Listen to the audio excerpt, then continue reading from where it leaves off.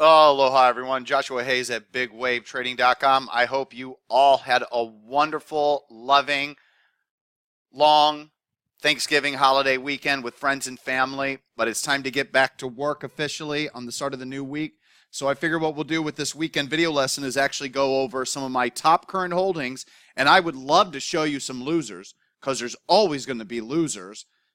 I'd say I'm right around 65% of the time. In good markets, 70%.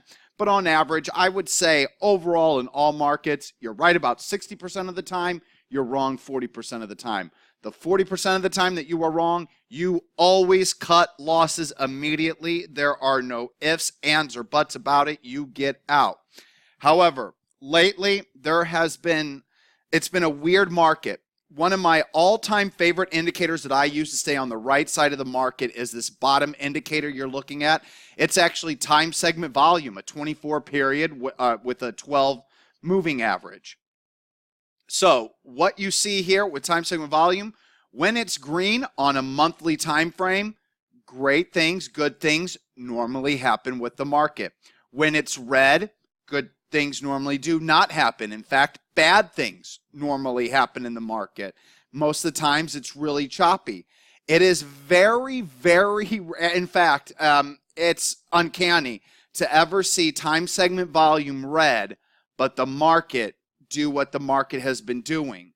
Because of this, on an end-of-day basis, I've been taking very small long positions in individual triggers, looking for my great setups. There are certain setups I look for where I start to push 2.5%, 5%, 10%, up to 20% of my account capital into. But those beautiful setups have to occur. They have not been occurring this past year in the market. There's only been a few stocks. We've gone over them in past videos like ARWR, which worked and is currently up over 200% without me because it triggered but did not fill either order on my end in February. So there's a 200% gain without me. You can't catch them all, I guess. And then there's been a couple others that triggered. One still working but not great, and one failed. Most of this is because the market's not lined up. I get these signals when we're green on a monthly basis. Great things happen. I push size. But in this market, I've been holding a lot of names, a lot of small positions, but they're doing very well. Because of this, I'm having to manage a ton of positions on an end-of-day basis, which I can personally handle. Even though I always recommend to new traders that come aboard, I always tell you which names out of the watch list names. Let's say that there's 10 names in my watch list. Heck, if I have 10% capital, I'll throw 1% orders out there for all of them. However, I still prioritize them, and I tell you which ones are the best ones, the ones that I'm focusing on, the ones that if you want to go with size in, you can go size in. And before every trade I ever place in my Interactive Brokers Traders workstation, before I set and send these orders up, I post them to the website.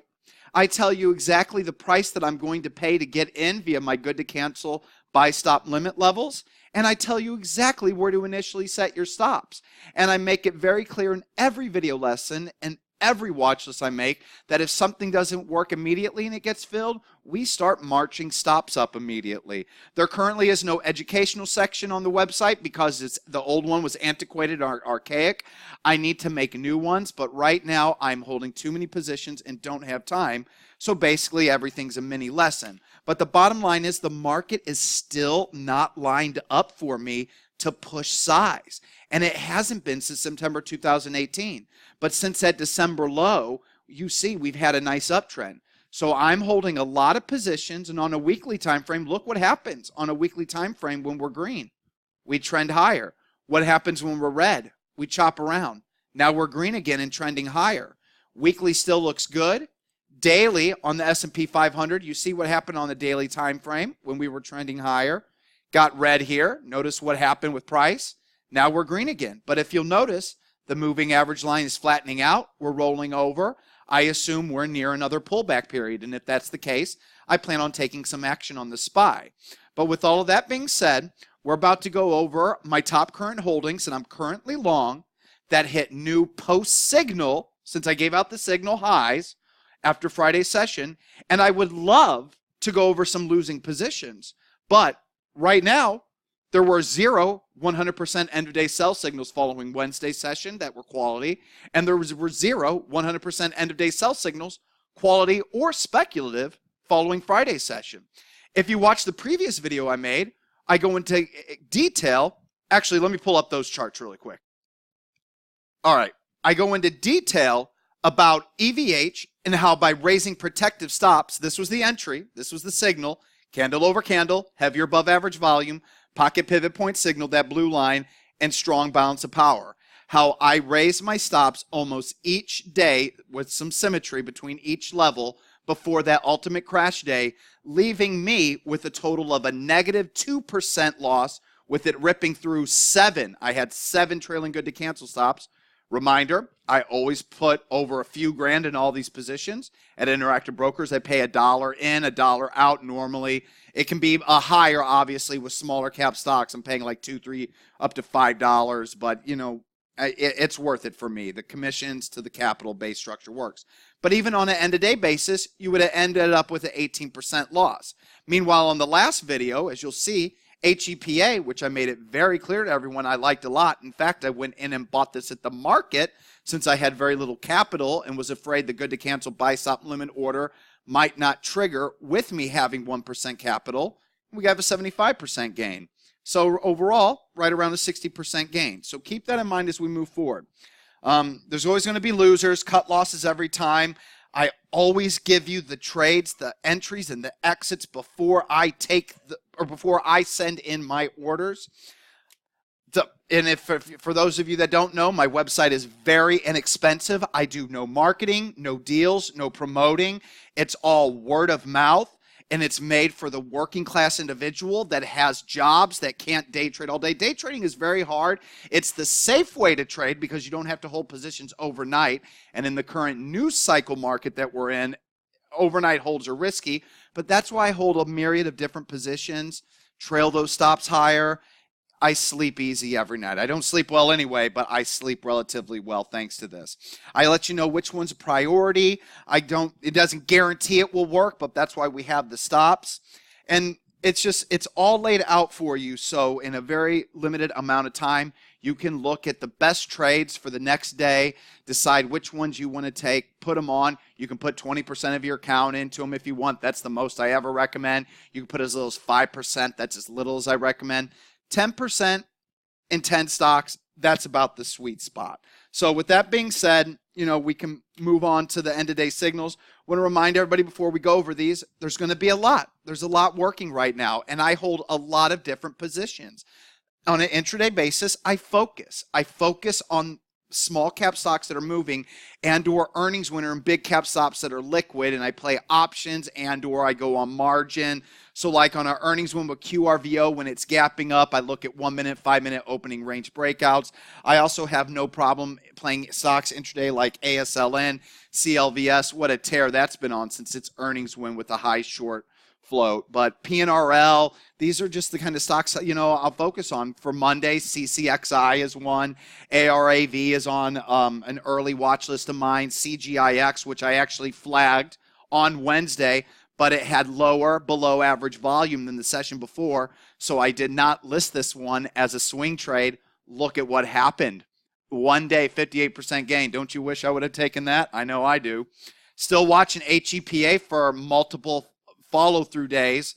It's possible we could see this one easily go into the 10s. So while it's a swing, it's also still on watch to be played intraday, just like VSTM. But out of all of those stocks, maybe something new will show up in the morning with news catalyst, the proper float and everything, but I'm only going to focus on 3 to 4. And I'm only going to be in live trades intraday with 1 or 2 names. It would never be more than that. So with that being said, let's go over the top current holdings since you now know how I operate with all of this, because there's a lot. So I know everybody was all excited about CANF on Friday with it gapping up. We were already long. Already gave it out as a new long position back here. We're going to kind of go through these a little bit fast, but everybody got this trade before I could even set it up and send it in on my end. The trigger was 254. That's where our good to cancel buy stop limit order was. The initial stops, 50%, 50%. CANF worked immediately. no harm, no foul. I was filled on this session here. That's why the white arrow is there. So from the entry to where we're at now, 41% gain. I've already taken half off the table because my first profit target level was this high of the day. At the open, it triggered and filled. My next 50% profit target level on CANF is this high day, which is currently $4. But not too bad there. Not too bad there. 41% gain in under a month. I'll take it. And then, of course, we all know about HEPA. HEPA, hammer candle, off the gap up support level on above average volume. Max Green Bop gave it as a new long signal. This is your only cut loss level. 1 cent below the signal date's low a day. I went ahead and took it at the market on this day, the 25th. Told everybody in the chat room, I'm going in at the market. I'm not going to risk not having the capital available for whenever it does trigger my good to cancel buy stop limit order at 369. Thank goodness I did that, because who knows if I would have gotten filled the next day. Either way, HEPA already taken some profits on it, but a 95% gain in 1, 2, 3 sessions.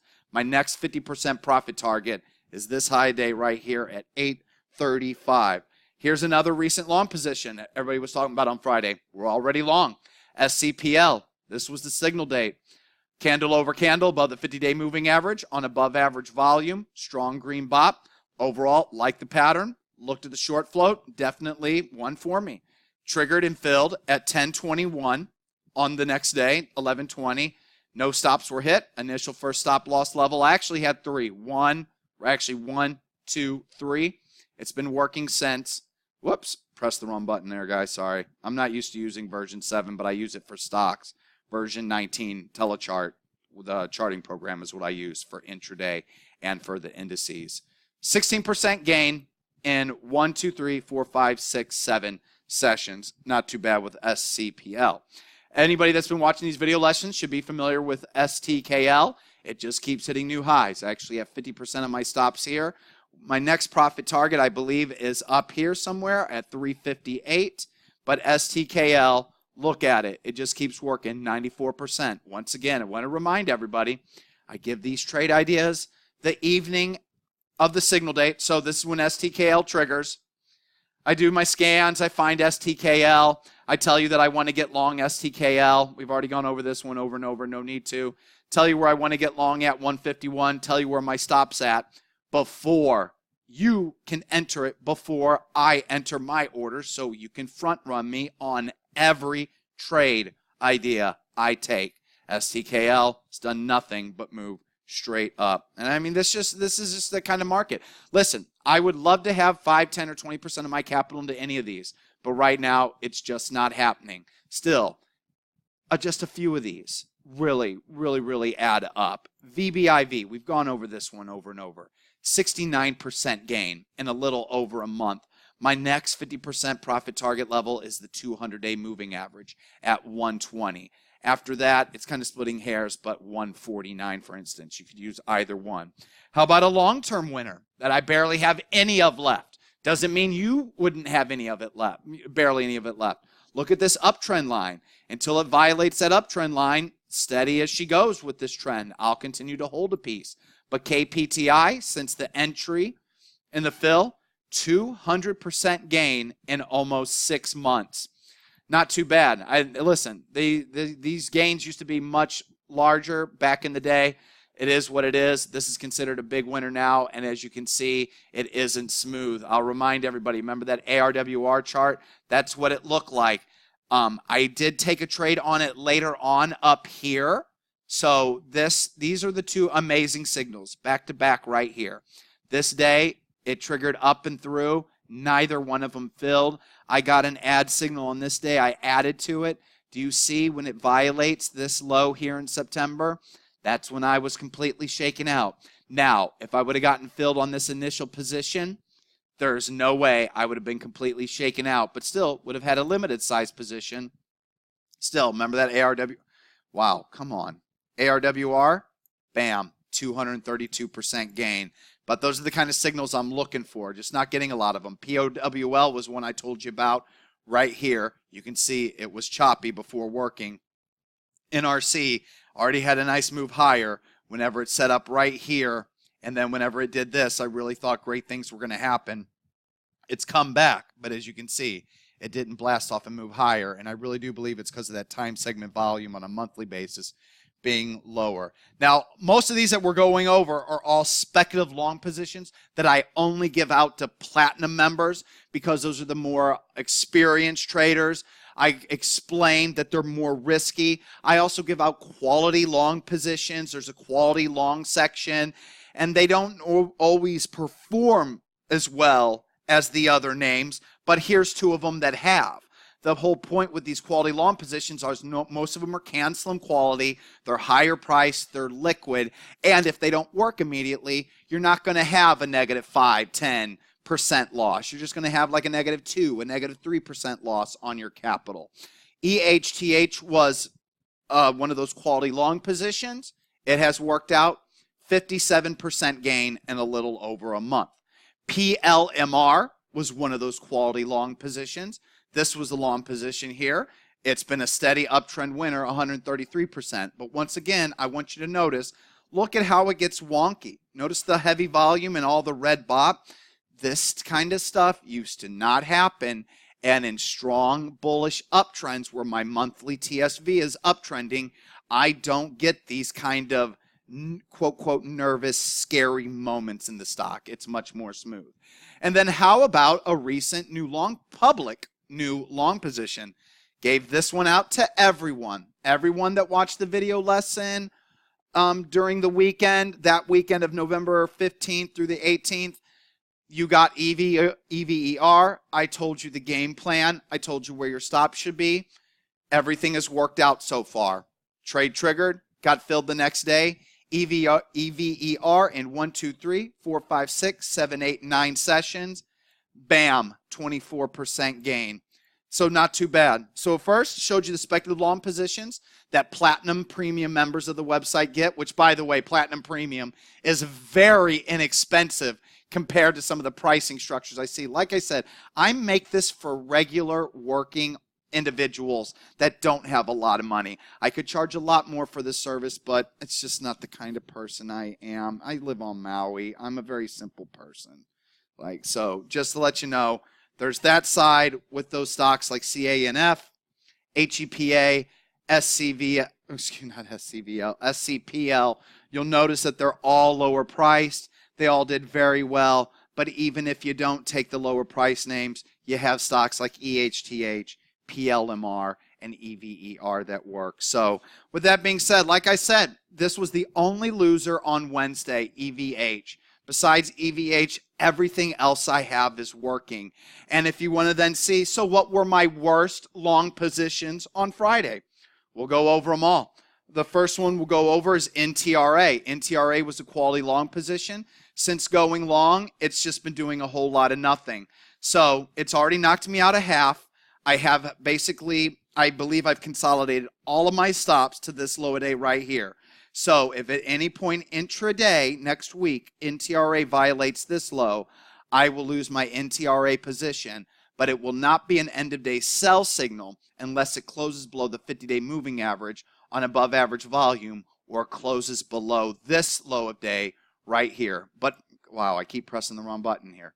But for now, NTRA for me, -4%. Ooh, pretty harsh.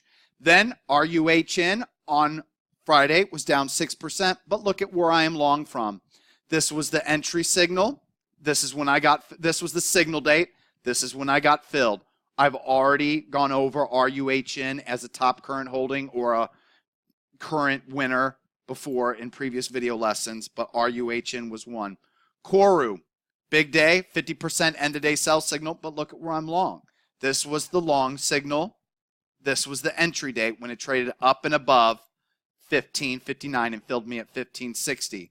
KORU, 32% gain. These are losers, guys. PRQR was initially a new long position, but do you know where my first profit target was?